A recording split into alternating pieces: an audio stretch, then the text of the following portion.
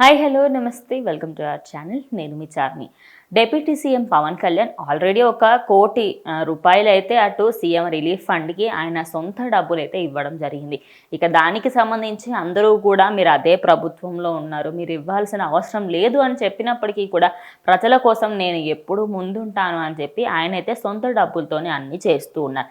ఇక దీనికి సంబంధించే దాన్నే ఇటు ప్రజలకి ఇంకొంచెం ఆసరగా ఉండే విధంగా ప్రతి గ్రామానికి 400 గ్రామానికి చొప్పున ₹1,00,000 ఇవ్వడానికైతే ఆయన అయితే పూనుకున్నారు.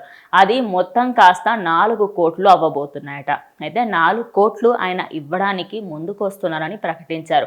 ఇక ఈ ప్రకటన విన్నప్పటి నుంచి గ్రామాల్లో ఉన్న ప్రజలంతా ఫుల్ ఆనందంగా ఉన్నారనుకోవచ్చు.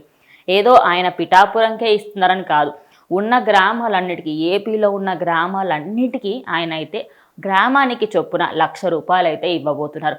ఇక ఈ వార్త విన్నప్పటి నుంచి కూడా అందరూ ఆయనని ప్రశంసలతోని ముంచెత్తుతున్నారు అనుకోవచ్చు.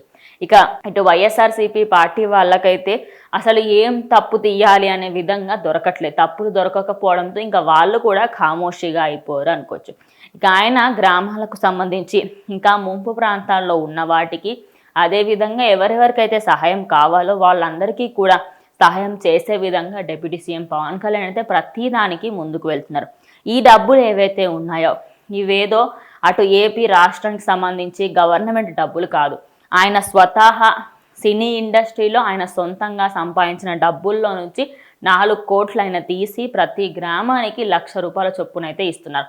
ఇక గ్రామాలు ఏవేవైతే కొంచెం ఇంకా దారుణమైన పరిస్థితిలో ఉన్నాయో వాటికి సంబంధించి ఇంకేమైనా ఎక్స్ట్రా డబ్బులు అవసరమైనా కూడా ఇచ్చేందుకు మాత్రం పవన్ కళ్యాణ్ నేనున్నాను అంటూ ఆయన హామీ ఇస్తున్నారు. ఇక వీడియో చూసినప్పటి నుంచి అందరూ కూడా పవన్ కళ్యాణ్ అయితే కంటిన్యూస్గా మెచ్చుకుంటున్నారు. ఈ దానికి సంబంధించి ఆయన ఇచ్చే ₹1,00,000 ప్రతి గ్రామానికి మీ అభిప్రాయం ఏంటో కమెంట్ చేయండి.